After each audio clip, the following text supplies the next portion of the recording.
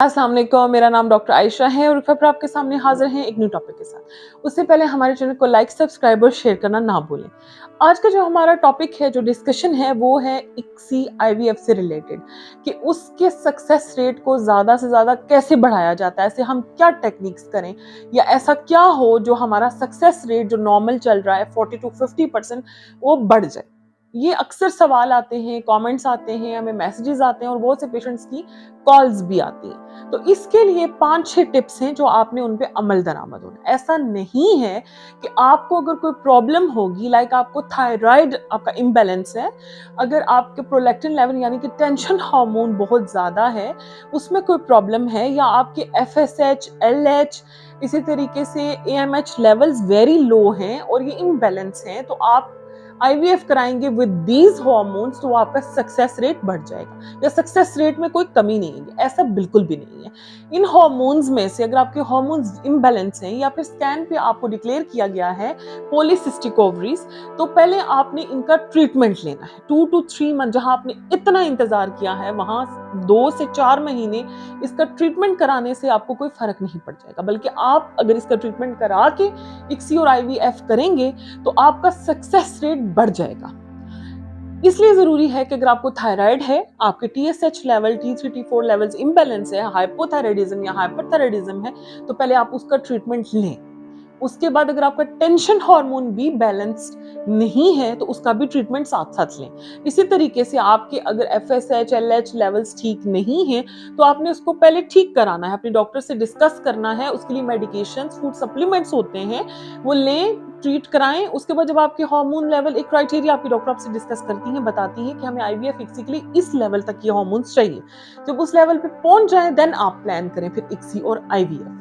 दूसरी चीज, लेकिन ये सबसे पहले मुझे बतानी चाहिए थी, कि स्ट्रेस को अपनी लाइफ से दूर रखना है आपने।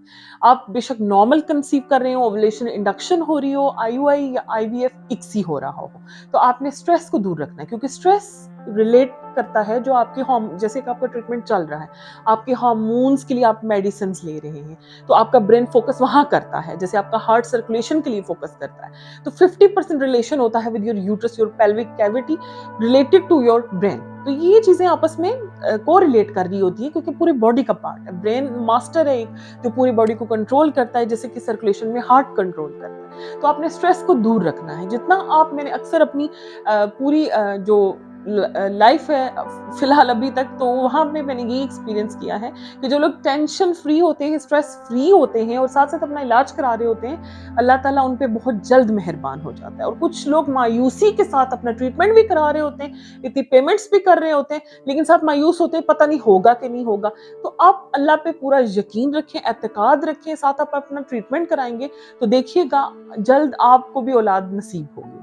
इसी तरीके से मैं एक लास्ट बात कहना चाहूंगी कि आप जब भी आईवीएफ या इक्सी की तरफ जाएं तो एम्ब्रियो बैंकिंग को ज्यादा से ज्यादा एनहांस करें, उसको ज्यादा से ज्यादा फॉलो करें, डॉक्टर से डिस्कस करें कि हम एम्ब्रियो बैंकिंग कराना चाहते हैं। एम्ब्रियो बैंकिंग क्या होता है कि जब आप आईवीएफ और इक्सी कराते हैं उसमें जब आपके एग्स कलेक्शन होती है, तो आप जैसे एक साइकिल लिया, आपके 4-5 एग्स मिले, आपने वो रख लिए, ठीक है, आपके एम्ब्रियोलॉजिस्ट ने रख लिए, और वो 48 आवर के बाद आपको पता चल जाता है कि एग्स की क्वालिटी क्या है, क्या वो अच्छे कैटेगरी के हैं, अच्छे सेल्स के हैं, ए बी कैटेगरी में आते हैं कि नहीं आते, वो मैच्योर हैं, तो आप उनको फ्रीज करा लो, नेक्स्ट साइकिल भी आप ले सकते हो। इसी तरीके से आप 2 से 3 साइकिल में कलेक्ट करके अपने एग्स और फॉलिकल्स, उसमें से एग्स अगर मिल जाते हैं तो आप उनको फ्रीज करा सकते हो।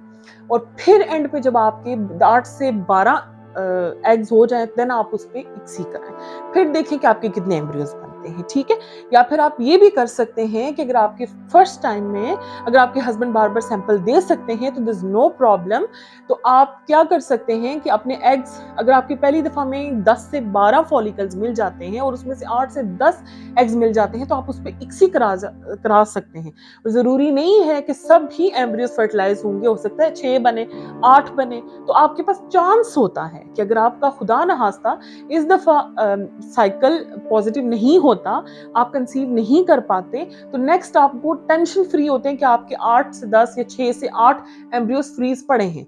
आप 1 महीना या 2 महीना वेट करके, या आपकी मर्जी होती है, अगर आपकी बॉडी नॉर्मल है, ओके है, hormones are okay, uterus is okay, तो आप नेक्स्ट साइकिल में भी इसको ट्राई कर सकते हैं। तो एम्ब्रियो बैंकिंग और फ्रीजिंग को बहुत ज़्यादा आजकल इन किया जा रहा है, क्योंकि देखा गया है कि एफईटी जो फ्रीजिंग साइकिल्स हैं उनके सक्सेस रेट ज़्यादा है as compare to fresh embryo transfer.